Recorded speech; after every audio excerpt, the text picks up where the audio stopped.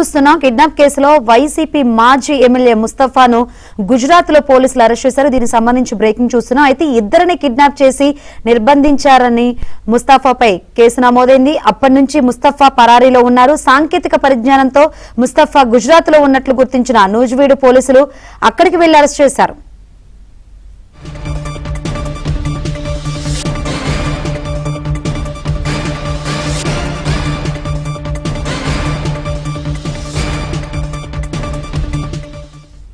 Right, ఇటీవల ఇద్దరిని kidnap చేసి నిర్బంధించారు. ఈ కేసులో ముస్తఫాను గుజరాత్ లో పోలీసులు అరెస్ట్ చేశారు. మరిన్ని వివరాలు అందించేందుకు మా ప్రతినిధి ప్రసాద్ సిద్ధంగా ఉన్నారు. ప్రసాద్, వైసీపీ మాజీ ఎమ్మెల్యే ముస్తఫాను గుజరాత్ లో పోలీసులు అరెస్ట్ చేశారు. నూజివీడు తీసుకొచ్చే అవకాశం ఉందా? ఎప్పుడు తీసుకొచ్చే అవకాశం ఉంది?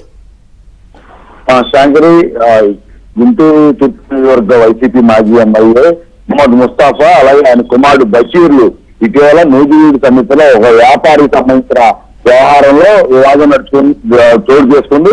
ఈ పరిణామాల నేపథ్యంలో పొగాకు వ్యాపారికి సంబంధించిన లారీతో పాటు అతని కుమారుడి సహాయకుడిగా ఉన్న వ్యక్తిని కిడ్నాప్ చేసి గుంటూరులో బంధించారు. పొగాకు లోడుతో ఉన్న లారీని కూడా తీసుకెళ్లి తమ ఆధీనంలో ఉంచుకోవడంతో పాటు ఆ పొగాకు వ్యాపారికి నేరుగా ఫోన్ చేసి ఈ పొగాకు సంబంధించిన డబ్బులు తమకు అందించకపోతే మీ కొడుకుని చంపేస్తామంటూ కూడా బెదిరించారు. దీంతో అప్రమత్తమైన బాధితుడు వెన్న పోలీసులకు సమాచారం ఇవ్వడంతో ఆ రోజు ఫోన్ ట్రాకింగ్ ద్వారా నిందితులు గుర్తించారు.